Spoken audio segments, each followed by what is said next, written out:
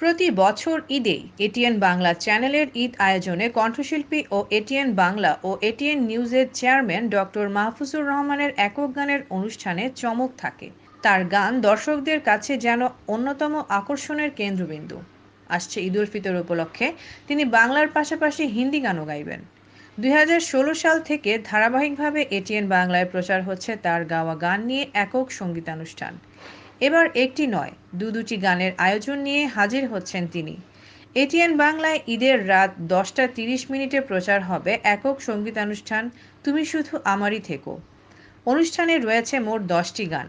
অ্যালবামের গানগুলোতে সুরারোপ করেছেন মান্নান মোহাম্মদ ও রাজেশ ঘোষ।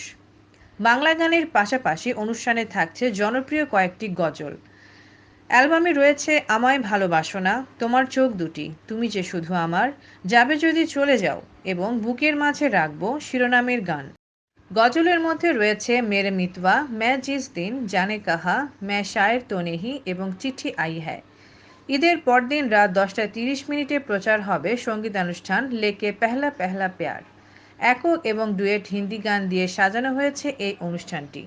অনুষ্ঠানে থাকছে দিল ক্যা করে, মেরে মেহবুব, রাজাপুর রানী সে প্যার, লেকে পেহলা পেহলা প্যার, বারিশ মে তু হি এ মুঝকো বাতা দে, ধীরে ধীরে সে, হামকো হামি সে, मैं जिस दिन ভুলা দু এবং মিলে হো তুম হামকো শিরোনামের গান।